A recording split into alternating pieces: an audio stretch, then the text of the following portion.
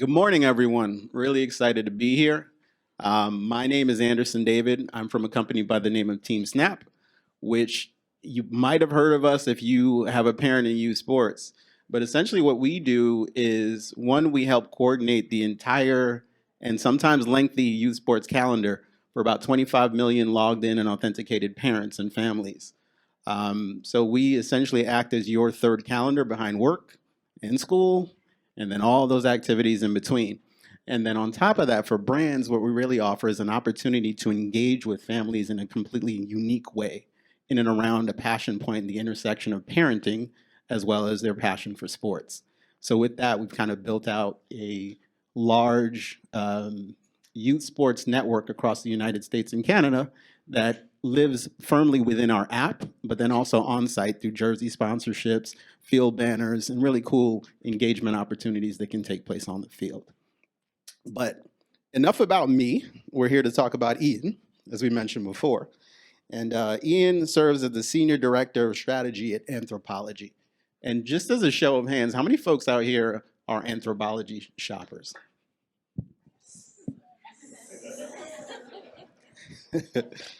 Well, that's awesome. And we're going to dig into that a little bit later because we have a couple of surprises for you. But one of the things that I like to do whenever we host this panel is provide some insight. So we are talking about building brand relevance and lasting loyalty, but I think we'd be remiss if we didn't explore Ian's background a little bit more as we talk through this.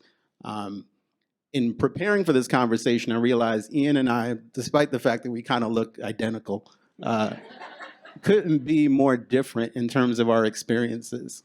I'm a dad who likes to play it safe, but also in youth sports.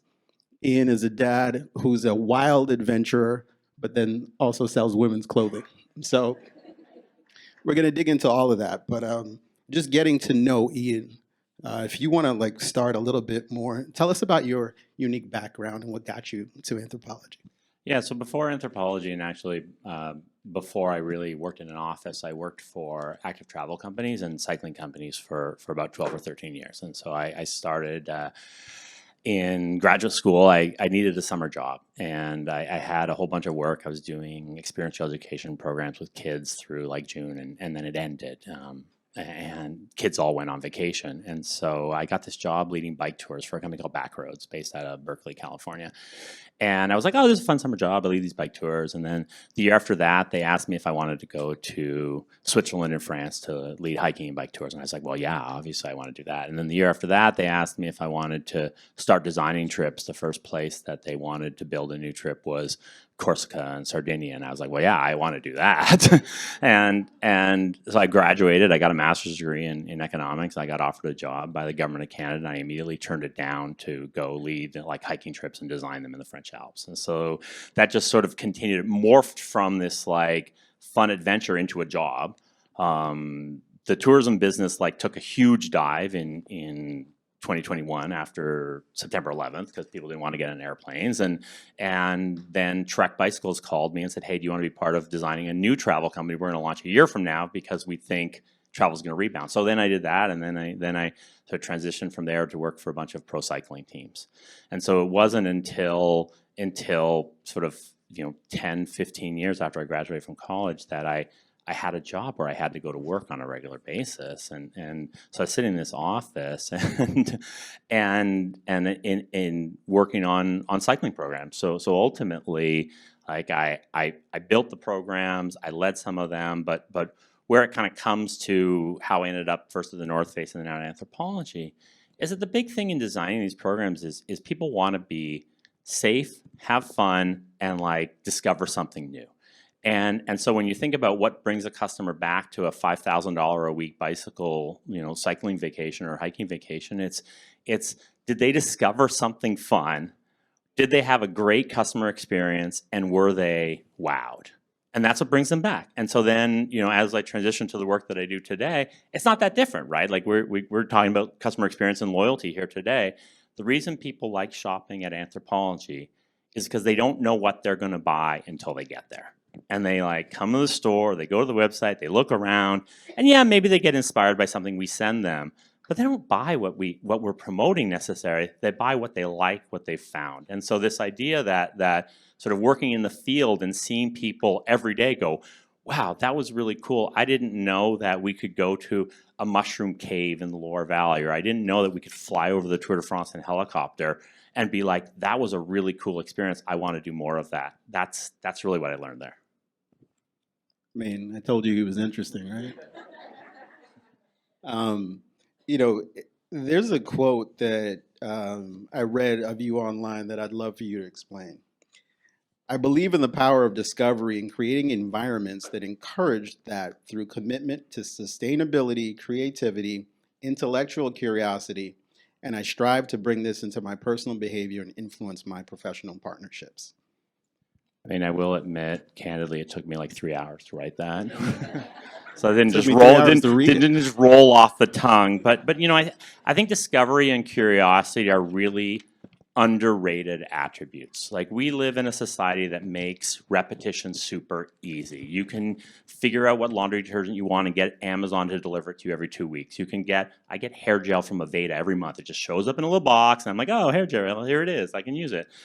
You can get on the same train to come to work every day. This repetition of what you are comfortable doing, and we build that into loyalty, right? Like, if you want, you can eat at the same restaurant twice a week, and if you're in their loyalty program, get free guac, yay, you know. And so, and so we build these things that encourage repetition.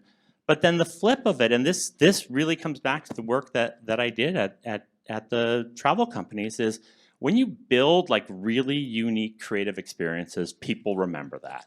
And providing opportunities for discovery drives more desire for discovery. And that to me is like, as we think about sort of why we want to build new product, get people to buy new things, come to our stores more often, it's not because we're in this business of new. We're in this business of, how do we make you feel more unique? And this is the Anthropologie side of things, but same thing at North Face. How do we provide the tools that help you do more discovery and really establish yourself and create yourself as the unique person you want to be? And so that to me is like this idea of, yes, putting in sustainability, but aiding in discovery and feeding curiosity is super important to me. And if you look at the places I've worked, active travel, professional cycling, the North Face, Vans, now Anthropologie, all of that is about figuring out what you want to do and who you want to be. Yeah, and to kind of put a button on that and relate it back to what Anthropologie believes in, their customers are creative people who want to be and look like themselves. They have a sense of adventure about what they wear and take a thoughtful and personal approach to interior decor and harmony of home. So take that with you for all of you Anthropologie fans and shoppers out there. Just really unique in terms of that. Switching gears a little bit, Ian, one of the things I want to do is focus a little bit more on the topic in terms of understanding relevancy. I'd love to explore a couple things with you in particular. Like, what makes a brand relevant? You know, relevancy is sort of the same thing in my mind as healthy. That you say, what makes a brand relevant? What makes a brand healthy? What are the attributes of a healthy brand? And the attributes of a healthy brand, you know, I mean, at the very sort of top of it is, are we continuing to meet our customers' needs? Are we continuing to grow? Did our quarterly earnings match last year's quarterly earnings plus 7% and allow us to like reinvest in the business? But it's like, are we continuing to excite our customers? And so for us, yes, we track metrics, we track sales. Everyone tracks sales, right? We track website visits, we track store footfall, we track, you know, mentions in the press. But when we look at, in my team, when we look at successful customer engagements, we're looking at attitudes from the customers. We have a very extensive post-transaction survey program that looks at NPS and customer satisfaction scores. We constantly look at those and not to identify who's making a mistake and say, oh, well, this store score is lower than it was by 3% last matter, but more around what are customers responding to and how do we pick up from that. Our customers, and a lot of you obviously are our customers, love to give us feedback. We get about 10,000 comments a month. And we have one person on my team who reads them. And so you know, I know we're not talking about AI today, but we need some AI help here. Our customers love to give us feedback, both positive and when we don't meet their expectations, so negative.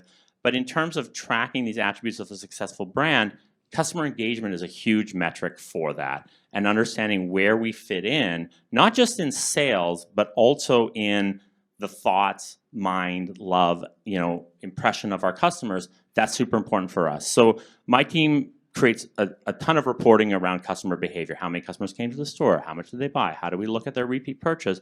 But I'd say like 4 metrics that we really care about. NPS and customer satisfaction, both across the organization and by store. And then in terms of shopping behavior, frequency and repetition of new customers. And so a metric that we've really doubled down on in the past year is new customers who shop more than once. In fact, we're starting to build a customer journey map that basically starts from first impression to second purchase, because we don't really want to consider a customer a new customer until they come back. And so that second purchase for us is a really key indicator of potential brand growth. If we are growing in new customers and they're shopping twice, we're doing something right. And so that metric for us is something that we really continue to track against. We look at it every month. We talk about what's working. We look about where those customers came from. What not only what digital tactics, but where they live, where they're shopping. Are they going to the store? Are they buying online? And so understanding like how our growth is going to come from cultivating the next generation of Anthropologie customers into real Anthropologie, like what's the best way? Anthropologists. Yeah, well, we have this term, we call them anthropolitans, but we don't really say that out loud. Yeah, I love that because I think, and I'm guilty of this myself, you know, the world of fast fashion or Instagram marketing, you know, you buy things quickly and then regret it immediately, right? So I recently did a purchase for my son, which is one of those like silent basketballs. Didn't come yet, but I'll let you guys know how it works out. But I knew it was kind of a bad buy because I'm like, he's probably going to break everything in the house. But, you know, I love the fact that you talked about the engagement, or that customer is not a customer until the second purchase, because it really speaks to a long-term relationship. At TeamSnap, like everything else, we love sports analogies. So we look at brand loyalty in the vein of fandom, right? So when you think of being a fan, it is enduring, it's lasting, it's earned, it's emphatic.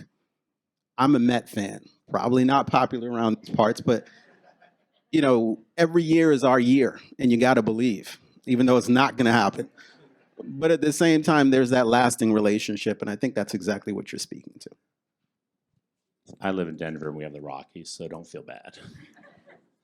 Yeah, absolutely, and I think the key to building a relationship, and this is actually what drew me to Anthropologie. So I've been here about 2 years. I was working for first the North Face, and then for corporate VF, including Vans, Timberland, and I wanted I wanted something new. And what really impressed me about Anthropologie when I first met with the recruiting team and then our CMO Elizabeth Priest was, Anthropologie really has a commitment to creating product our customers want to use. They want to wear it, they want to sit on it, they want to look at it, and not just creating products customers buy and repeat.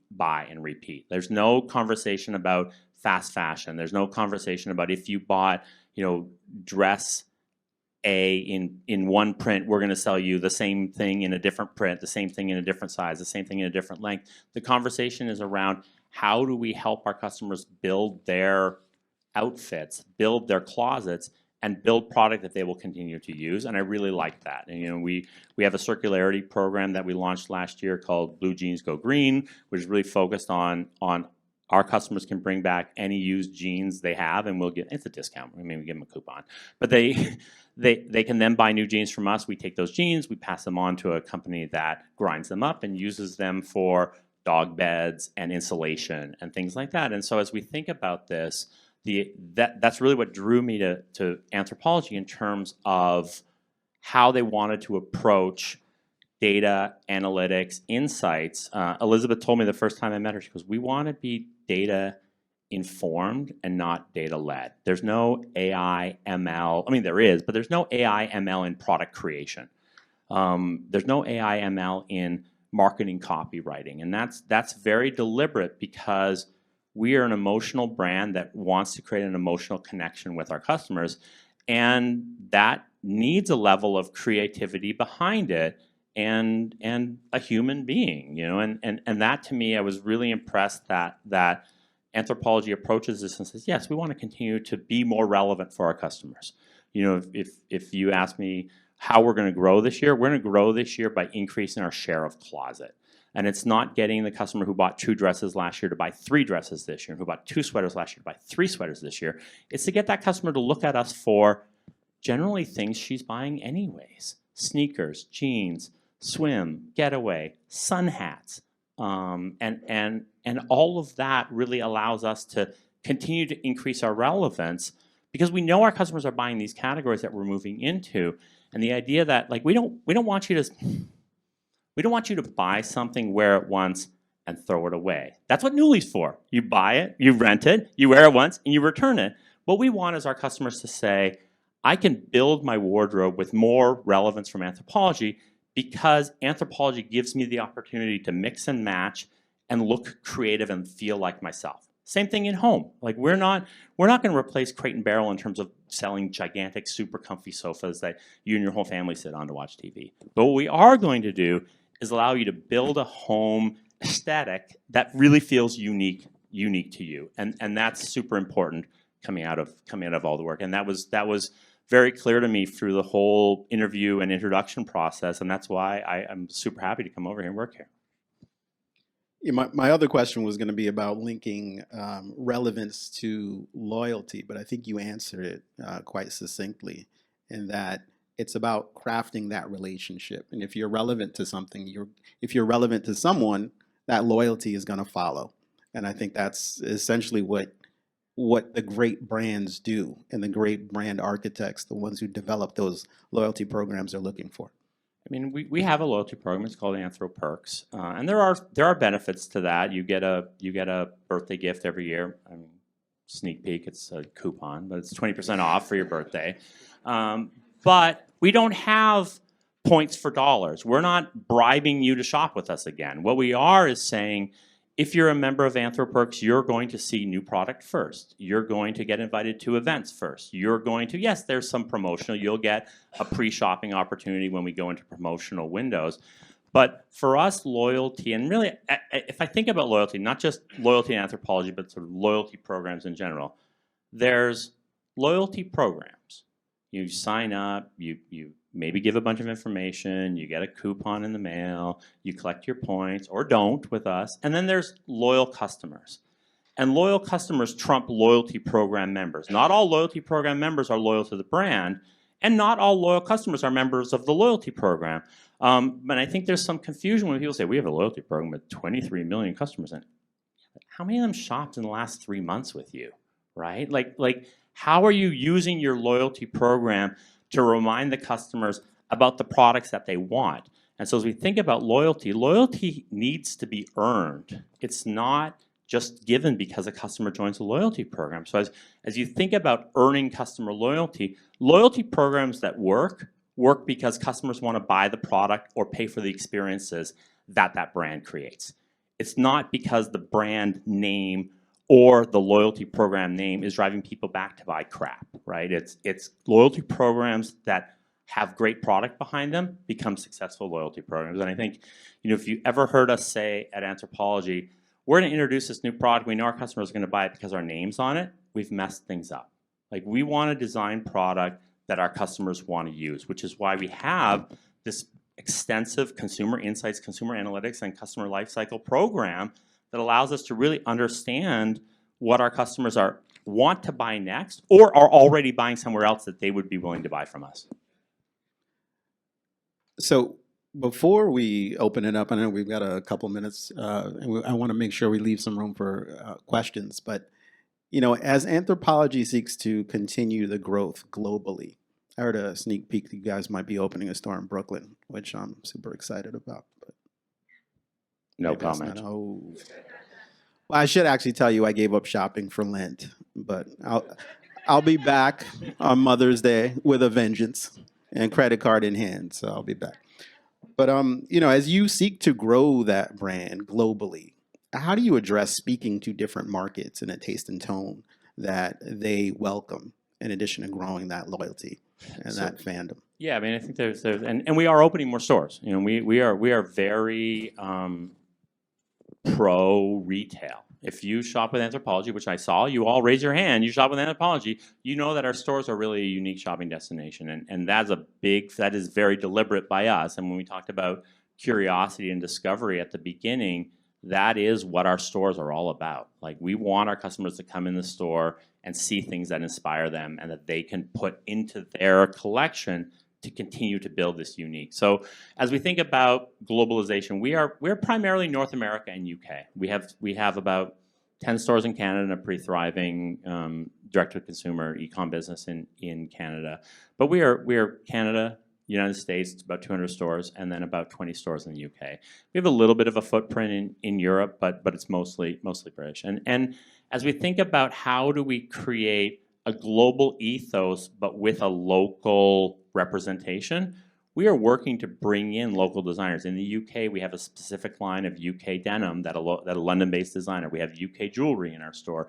We have UK tops and sweaters that come from local designers. And we're trying to do that more even regionally across the United States. As you can imagine, there's differences in styles in different parts of the country. Customers, everyone knows this, but customers in the Northeast are far more likely to wear black, whites, and grays. Customers on the West Coast are far more likely to wear colors. And so we want to put the product that our customers want to buy in these stores. I live in Denver. I work here in Philadelphia, but I do live in Denver. We have 3 stores in Denver that are vastly different. One is in a southern suburban mall that mall is very family oriented, and our store is a lot more family oriented. We don't sell kids clothing, but we sell clothing young women will buy. Our store up in downtown Denver is in a premium mall, and we get a lot of after work and lunchtime shoppers there. We sell a lot more premium product there. We have a wedding store in there. And then we have a store up in Boulder that cannot sell dresses to save their life because women in Boulder don't wear dresses. But they buy a lot of Seems other... like a stereotype. Yeah, I'm stereotyping, but it's literally like the store is selling what our customers are looking for. And so as we start to think about putting the right assortment in the right place. I mean, these 3 stores are 60 miles apart, and they have completely different assortments that work for them. So, as we think about globalization, we want to do the same thing. I love the fact that you can go into our store on Regent Street in London, and you'll see product that we don't sell here, but you'll also see really core Anthropologie styles and some of our core product. And that for us allows us to keep this brand ethos the same, but while creating really unique regionalized opportunities. Love it. Let's open it up for some questions for a couple of minutes. Hi there, Laura DeMarco from Vanguard, longtime Anthropolitan. Love that. I am just curious about how the production design of your stores plays into that brand relevance and lasting loyalty, and what role does it play in all of that? I imagine it's a big one. Yeah, no, absolutely. And we have a large team of artists that are really responsible for building out that store. And if you shop Anthropologie on a regular basis, which you probably do, one of the things that we hear a lot is our customers, when they do come to the store, they're looking for just to see what's new, but also to see how the store design has changed, whether we have a paper mache giraffe in the middle of it, whether we have a penguin jumping through the window. We create all of that ourselves. And the idea is that we want our windows not just to sell product, in fact, not to sell product at all. We want our windows to be inviting and to encourage that level of discovery, that what you see in the window as you walk by inspires you to go, I really should go in and check out what's new in Anthropologie. And so for us, store design, it's not that we're constantly redesigning the store, but we're very deliberate in that we use reclaimed wood within the store. A lot of our display pieces are furniture that we've purchased, or well, I didn't purchase it, but that our team goes out and sources from estate sales. You can buy a lot of that if you want a 14-foot long table that used to be in a French hat making factory. You can buy that from us in the store, but we're pulling all that in to create this overall feeling that Anthropologie is like the house that you want to live in when you go to the store. It's just got a lot more clothes than your closet probably has in it. And Laura, we're grateful to you for that question. So I actually have a gratitude journal for you, courtesy of Anthropologie. Woo! So I'm curious, Ian, is Anthropolitan a thing, or did that just get developed here by Laura? So we you know, like most brands, I'm not give you all our secrets, but like most brands, we do some background persona work, and we understand kind of different customers that are traditionally buying different products, and so as we create names for these internal personas, you're not going to see an ad from us that says the Anthropolitan is ready for you. Come check out our dress. But as we think about like what defines our best customers are the customers that shop the most categories, to be honest. And yes, we track their sales, but what we really want to track is opportunity. And we feel like if we can increase relevance with customers and increase their sense, coming back to this idea of discovery, we can increase their sense of discovery. We can always find something that customer is interested in buying, but we want that customer to be really open to looking at everything we have. So that's, by the way, that's all you guys can now start that term. Start using it, #Anthropolitan, and let's see if we can get the brand to react. I mean, we could start something here at Brand Innovators. We love, we do love listening to customer feedback. Like I said, 10,000 comments a month. Hi. So I have a question, right? You talked about shopping more categories. I'm curious how you sort of segment shoppers, right? You're looking at potentially a shopper who's, a loyal Anthropologie customer from an apparel perspective, but what about the home side of it? Because I imagine like the category that you're, competitive category you're looking at might be different, right, on that side of your business. And I'm just curious, how do you approach those two very different categories? That's a great question, and that as we think about expanding categories, you're exactly right. Like we want customers who are buying candles and tabletop and maybe decorative lamps or dog lamps to come into. What's that? Yeah, no, we want the furniture, and so we do track them separately. I think we talked at the beginning about some of the KPIs we track against. We have a brand health study that's always on that looks at where our customers are shopping, not just with us and what they're buying, but what they're buying elsewhere, and we separate that by home and by apparel. So we have a set of competitors that we track in the home business, and it'd be what you expect: Crate & Barrel, West Elm, et cetera, RH. And then we have a set of competitors that we track on the apparel side. We obviously want to continue to expand kind of our relevance, so we look at customers across both categories. We don't consider ourselves to be only a home store, even though we have some stores that have a big prominence of home. We don't consider ourselves to be only an apparel store, even though some of our stores don't carry any furniture or a home product at all. I think where this also ties in terms of segmentation is, as we look at how we're acquiring new customers, we look at what that potential entry point could be. And I actually, this morning I was on a call where we were talking about entry point product and next best product. And so we're doing a lot of work in this space to say a customer who comes in and buys a candle and a mug and a plate, I mean, no one buys one plate, but pretend they do. What can we get that customer into next versus a customer who comes in and buys a pair of shoes or a dress or a sweater? And how do we track that behavior so that we're coming back and trying to increase this relevance? The other body of work that, and my team is here in the back, and I want to just say thanks to all the work they've done on looking at younger customers. We've spent a ton of time looking at younger customers and what those customers want to buy from us and how we cultivate this new generation of Anthropologie customers, and whether they come in and buy a mug the first time, a candle the first time, a $90 faux leather jacket, or we call it vegan leather jacket.